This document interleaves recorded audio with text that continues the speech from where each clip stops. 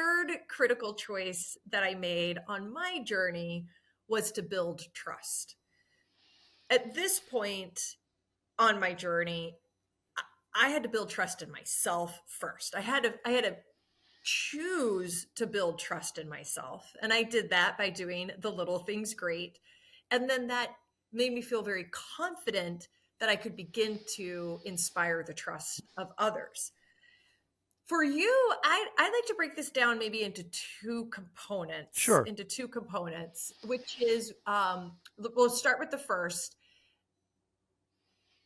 When there's been times in your life that you had to build trust in yourself, how do you do it? Or how did you do it? And you can give me a specific Mm-hmm. example at this point in my, like, writing a book that sucks, Right. or, at whatever point you could give me the actual example.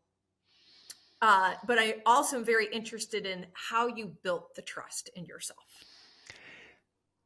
So, and I'm going to deviate from writing here a bit and move into other areas of activity, which I think is important. Because this idea of trusting yourself is so critical, and I have found that sort of preparation is one thing, so that you sort of know you've pre-tested things a bit.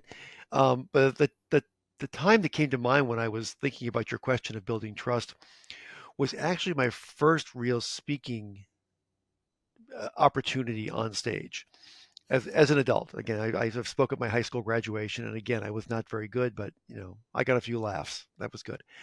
But I was working at another part of Harvard. I was producing conferences, and our the after lunch guest speaker was someone I had found. A woman named Allison Brown, and your listeners should all go up listen to Allison Brown. She's the Grammy award-winning banjo player, and she runs Compass Records down in Nashville. And I found her, it was for a business conference, because she started out in life wanting to be an investment banker. And she got her MBA, and she was working at, I think it was Citibank, but kept finding herself flipping through banjo magazines under her desk. And finally, she made the choice to go be a professional banjo player. And she's amazing. She's an amazing human being too. So I had tracked Allison down, and I said, can you come tell your Oh, story at this conference?" And I had done the background, and my boss, who was the head of our group, was going to be interviewing her on stage. Because people are having lunch. I'm back making sure the stage looks good, everything's ready. Allison's there, and I hand my notes to my boss, and I said, "Here are your notes for the interview." And she turned to me and said, "You know this better than I do. You're going to do it." And there I am as people start filtering back in, and all of a sudden we have 150 people sitting in this big ballroom. Thank goodness they were big fans of Allison Brown, because it made my lift a little bit lighter. Um, but then I had to have the confidence that I actually knew this stuff, and that I could actually conduct an interview on stage worthy of the people who had paid money to be there. I mean, this was not a volunteer event. So I had to actually reach expectations. And so, um, my boss said a couple of things where she handed the cards back to me. And she said, "First of all, you're from Harvard. If you say something, if you forget something, no one's going to know it but you. And if they don't understand what you're saying, they'll think they're stupid because you're from Harvard, right? So use that," and which actually took an enormous amount of pressure off. So right, if I right. babble incoherently, they'll think it's because they're stupid. And so, and Allison was great to work with. She's a tremendous person. And so, but that was a matter of having the right relationships Mm. around there. And when someone pushed you in the end of the pool, think to swim. Trust yourself to swim. Don't trust yourself to drown. And so, because I really had been afraid. I was like, when Wow. I previously had to do some, the MC stuff at a conference, the bathrooms down the hall, lunches at 1 o'clock, those kind of things. My knees would knock, and I was terrified. Yeah. Um, until all of a sudden I wasn't. And now this is a big chunk of what I do is I go around the world and talk to people and stand up on stage and do it. Yeah. And You're an incredible well, speaker. you too, and you've been on stage. We've both been on stage, and you step out there, you're like, is the voice going to work? Am I going to remember things or going to forget things? And you've got to trust it's going to happen. And, and so it was that being pushed. Thank goodness somebody pushed me in the pool. I didn't jump in. Somebody pushed me in the pool, and I trusted myself to swim, and it worked out well. And it's so awesome that your boss she trusted you before you trusted yourself in that moment. Yes. Her confidence and trust was so high, and then you stepped into it. And now what you said at the beginning of your story, I think plays into this for me for sure, is being prepared. Hmm. Preparedness. I mean, we prepare. I know you prepared the crap out of your TEDx talk. Right. So did you. People, I don't think necessarily know that because it comes off so natural. It comes off, but preparedness, I think, breeds confidence, and confidence can help breed trust.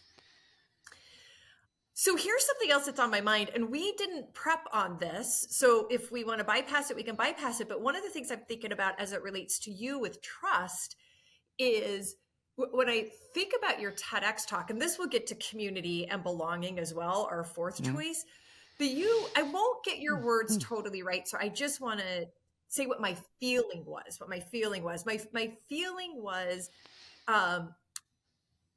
what you were relaying was when groups of people come together, especially in critical, high stress situations, Mhm. how we interact together, and I might say trust each other, can dictate what happens in that situation. I mean, am I thinking about that right? And I think about trust being a part of that. So how does trust play into this?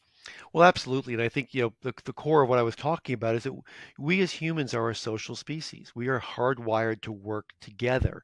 Yet, for so much of our lives, we have to push our individual career. We compete to get into a college. We compete for jobs. We're always competing for parking places. We're always competing.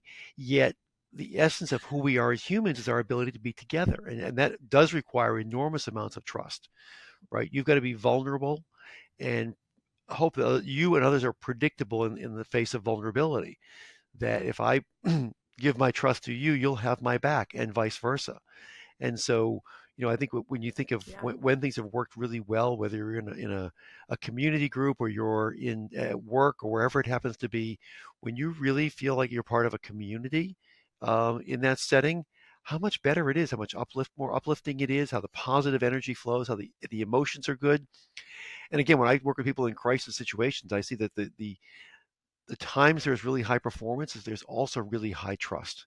People know they are there for each other, and resilience is first a group phenomenon and then an individual phenomenon. It's all about social ties and knowing people you can count on, people you can turn to when things are not good.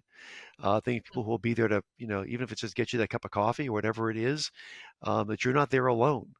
Alone is a very bad place for us as humans. That's why solitary confinement in prison is sort of the ultimate punishment. We are not meant to be alone. And so that's why, and trust happens. Yes, you trust yourself, but you trust yourself when you trust others or others trust you. I mean, really, you can't really separate those things totally. It hits hard with me for all the reasons. And I was just meeting with a client in Chicago, and this gentleman, he made this wasn't about community, but it was about him. And he said, you know what, a first choice that I made, this is him speaking, is that I choose to trust. I choose to enter an interaction in a situation and meeting someone, choosing to trust them. Mm-hmm. And then, if my trust is lost, that's different, but I go into it choosing to trust. And I know that there's sometimes different views on that. You need to earn my trust before I'll give it, or I'm going to give it until you lose it. What I appreciate about what you're talking about is community coming together Mm-hmm. and trusting each other. Maybe sometimes we need to earn it. Maybe sometimes we just give it right away because that's in the Mm-hmm. greater good of us together. But trust being just a critical element of us as humans. Thank you for joining me for this episode of the Choose and Become interview series. To check out more episodes, go to www.trishkendall.com/podcast, or go to any of your favorite podcast channels, including YouTube, under Trish Kendall Speaks, and you'll find this interview and more. Choose and become.